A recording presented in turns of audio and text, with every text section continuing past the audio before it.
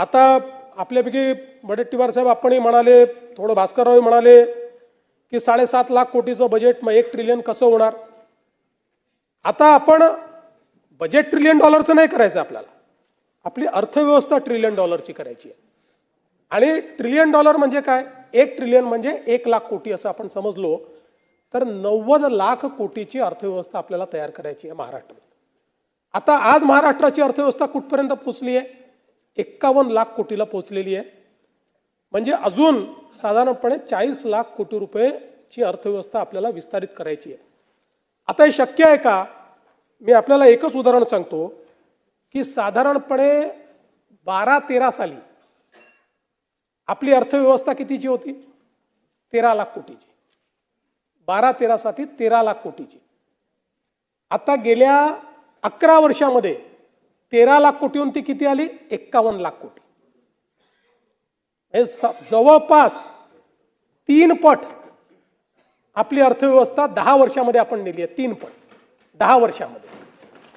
आणि म्हणून आपण जेव्हा $1 ट्रिलियन इकॉनॉमी म्हणतो त्यावेळी आपण ऑलरेडी 660 बिलियन पार केले.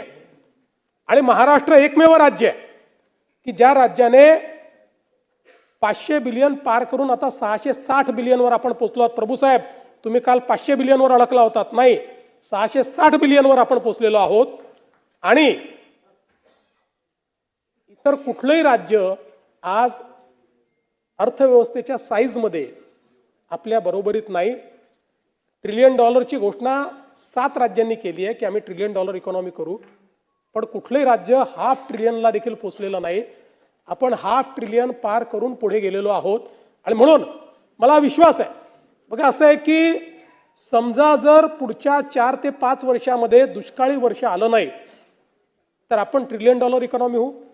दुष्काळी वर्ष आलं तर मात्र 1-2 वर्ष त्याचा इफेक्ट राहतो. त्यामुळे 1-2 वर्ष, त्यामुळे अगदी बिझनेस युज्युअलनी देखील 2032 साली आपण $1 ट्रिलियन इकॉनॉमी असणार.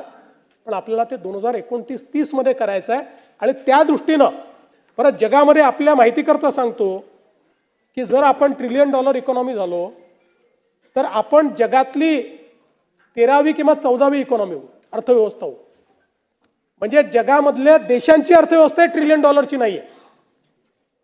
आजही बेल्जियम सारख्या देशा एवढी आता आपली अर्थव्यवस्था झाली आहे. आणि म्हणून मला असं वाटतं की हे जे काही आपण सांगतोय हवेतले आकडे नाही आहेत. जे आपण करून दाखवलंय गेल्या 10 वर्षात आणि जे करणं शक्य आहे त्याच्या आधारावर आपण या ठिकाणी $1 ट्रिलियन इकॉनॉमीचा जो काही दावा आहे तो करतो.